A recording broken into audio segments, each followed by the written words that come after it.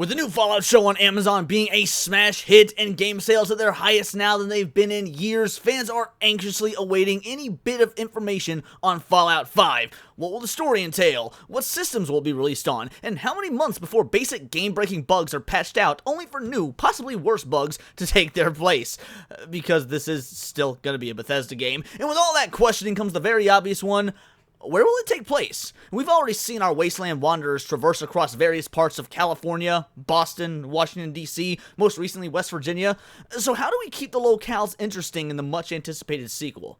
So welcome back to Words of Paradise. I'm your host, Leon Idle, and today we'll be counting down the top 10 locations that I want to see Fallout 5 take place. Before we get into it, target that subscribe button in VATS and hit that like button on your Pip-Boy. Let's get to our first pick.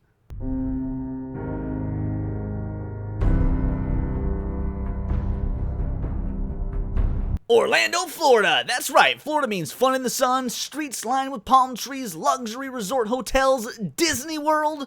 I mean, obviously they couldn't actually include Disney World, but imagine a parody theme park based on Fallout's alternative history, maybe based on the Hubris comics characters, and you could explore the ruins to a much larger scale than any of the theme parks we've seen in the games thus far. Couple that with cool new enemies like mutant sea turtles, previously unseen factions like the Spacers, science-based raiders who set up shop in the Kennedy Space Center, and of course, returning creatures like the Gator Claw from the Nuka World DLC of Fallout 4. The best part is, Florida has almost no history in Fallout, save for a small line of dialogue from an NPC in Fallout 76, where it's rumored that Paladin Romani has spent time in the state.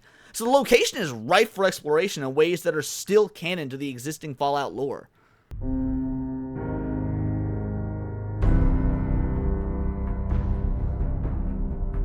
San Antonio, Texas. Unlike our last entry, Texas actually has a lot of history to it in the Fallout universe, with the game Fallout Brotherhood of Steel completely taking place there. But that game's non-canon, so scrap it like you do your loot at a tinker's workbench. The question becomes, why San Antonio specifically?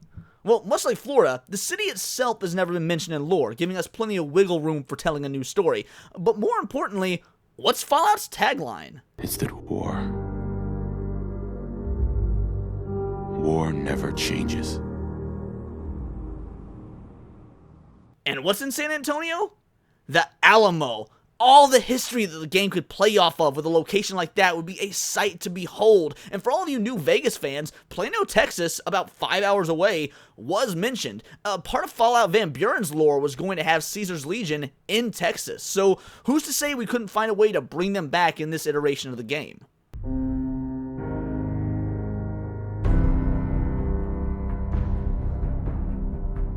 Detroit, Michigan. I mean, the place already looks like a fucking nuke was dropped on it, so may as well take advantage of that, right? But in all seriousness, Michigan offers a really unique opportunity unlike any others on the list so far. Michigan has never, not even once, been mentioned in the ongoing Fallout lore, canon or non-canon. So that leaves the Motor City entirely up to interpretation for the writers and development team. How would the city that is best known for car manufacturing have handled the bombs? Would they have been dropped directly on the city? Would it have been ignored in favor of other targets? Does its proximity to Canada mean we could hypothetically have the very first Fallout game that could let us cross the borders into another country? What about enemies? Factions based around the automotive industry or around Motown music, since they have the world-famous Motown Museum, basing their values off of Berry Gordy, kind of similar to the Kings and Elvis in Fallout New Vegas. Or what about the most terrifying enemy of all? Mutated Canadian geese standing about 6 foot tall that will chase you to the ends of the earth to devour not only you, but all of your unopened cans of cram.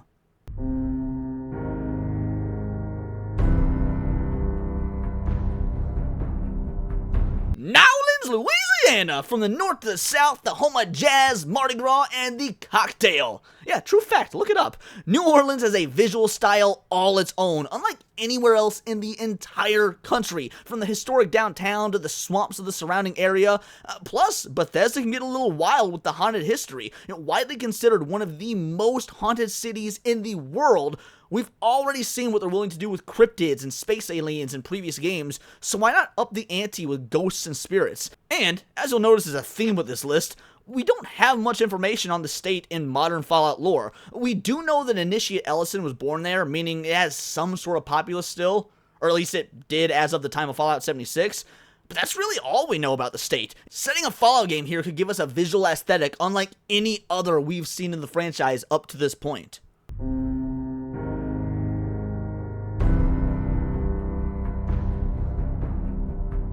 Yeehaw! Memphis, Tennessee! Probably not anyone's first thought when it comes to a post-apocalyptic nuclear wasteland, but Memphis has some pretty great things going for it as a setting. For one, it's only been mentioned twice in Fallout lore, both in very minimal capacity. Once in Fallout 4 in a one-off holotape where the recorder mentions some mugs being manufactured there, and once in a spiritual book depicting the Mothman legend in Fallout 76. Now, this makes for some cool Easter egg potential to tie it to the other games, if nothing else, but it goes beyond that. Beale Street is one of the most famous nightlife hotspots in the US. Seeing that once bright, vibrant, bustling locale decrepit and desolate would make for some haunting imagery. And then there's Graceland, home of Elvis Presley himself. And how does Elvis tie to Fallout? Well, I know how much all you love your New Vegas lore. What if we saw an offshoot of the Kings move to Memphis and set up a faction there? You could even do something with the National Civil Rights Museum and maybe having it be like a sanctuary for ghouls, something similar to what we've seen in past Fallout games.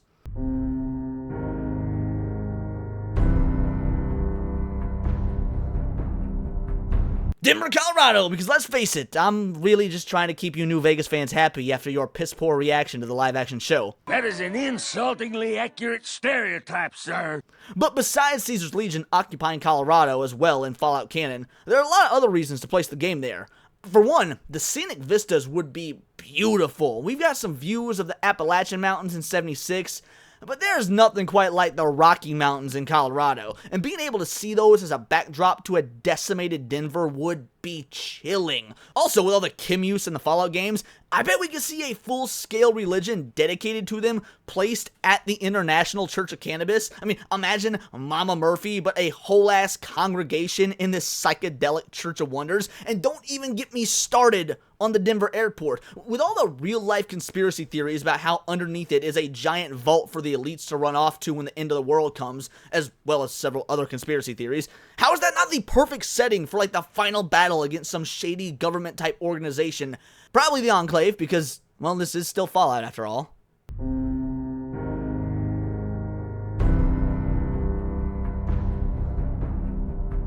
Keystone, South Dakota! This is probably the most unconventional pick on the list, but interesting nonetheless. Home of Black Hills National Forest and, of course, Mount Rushmore, this would be a great way to harken back to Fallout 3. Remember your first time ever laying eyes on the derelict Washington Monument or the decapitated remains of the Lincoln Memorial. Now re-experience that on a grand new level with something the size of Mount Rushmore. And similar to the Denver airport, and oddly enough, Team America, Mount Rushmore can even be a secret hideout for a new government faction or the Enclave. It's also incredibly close to Deadwood, South Dakota, which, much like New Orleans, for example, is known to be an incredibly haunted old town, once again giving them the chance to play around with more than just cryptids. I mean, hell, who knows? With it taking place near such a massive national park with loads of mine and mining settlements, you can even find a way for it to tie into Dunwich and further one of Fallout's most daunting mysteries. The only real problem with this location is that due to its more rural nature, some may find it too similar to what we have in 76, and that's a fair answer. But Fallout doesn't always need to be bustling cities, not if there's a good enough story to justify the chosen region.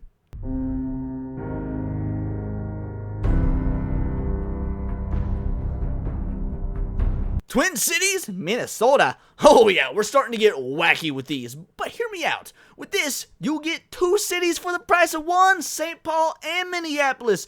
You could easily do a faction called like the Odin Sons or something and have their headquarters be the stadium for the Minnesota Vikings, sort of similar to what we saw with Fenway Park in Fallout 4 being converted to Diamond City. They even have an event center called the Armory that was actually a former National Guard armory. Now tell me that does not sound like somewhere that the Brotherhood of Steel would set up shop. Minneapolis is also home of the largest contiguous skyway system in the world. The second level bridges between buildings connect 9.5 miles of pathway for over 80 blocks. Tell me that that would not make traversal experience unlike any other Fallout to date, treating it almost like Rapture and Bioshock. While Fallout does have a very specific aesthetic, working in a new visual and traversal style is a great way to keep things fresh.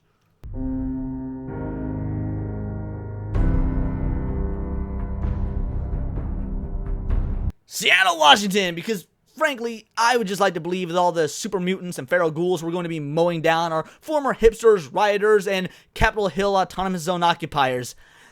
Okay, fair enough. Time for the real number 2.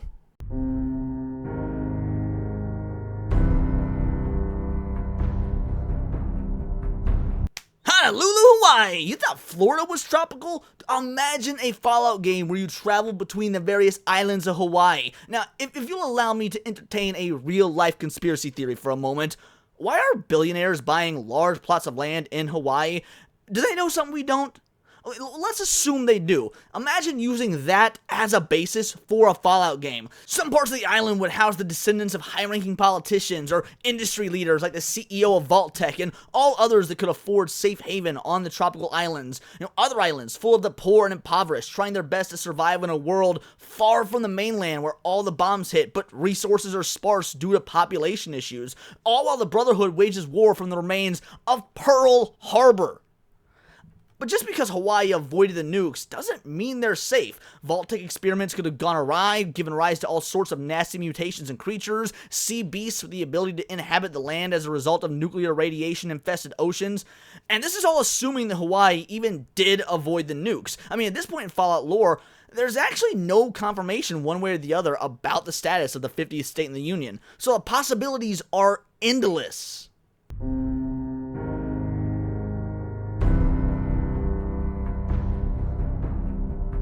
St. Louis, Missouri. Now look, I've spent a lot of this list giving you New Vegas fans what you want. But this is for my Fallout 3 fans. Now picture this. You emerge from the vault. You crest a rocky barren hill as the sun rises on the horizon. And in the distance you see a metropolis in ruins with a barely still standing, decaying gateway arch. A symbol of the American spirit of adventure, where Lewis and Clark first set out on their journey. The gateway to the west, the gateway to where Fallout got its start. They say the arch is the handle used by God to rotate the earth, now on the brink of collapse due to the hubris of man. Because war never changes. Now that has Fallout written all over it. In fact, so much so that St. Louis actually has been featured in the now non-canon Fallout Tactics video game, where the Brotherhood of Steel faced a crushing defeat to an onslaught of super mutants. It is also featured in Fallout 4.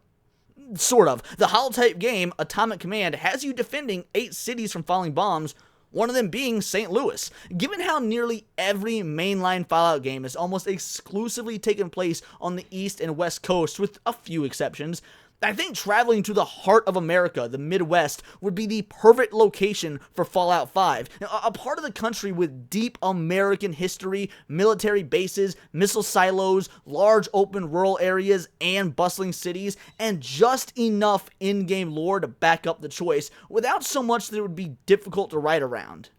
But let me know what you think. Did I miss a city you think would be the perfect setting for Fallout 5? Bethesda has already stated they never plan on taking the game out of the country, but maybe you want to see a different country, or maybe you have more ideas based on the cities I already mentioned. I'd love to hear your opinions on this, so let me know in the comments down below, and if you enjoyed this isn't my usual bag. Normally I cover news, but this sort of video I occasionally get the itch to do, and if you liked it, check out some of my other videos in this vein, like the top 10 video game franchises I feel like deserve remakes, or did Resident Evil rip off of Alien? All that and more in the playlist above, and until next time, it's all here in the Nerdosphere. This has been Words of Paradise.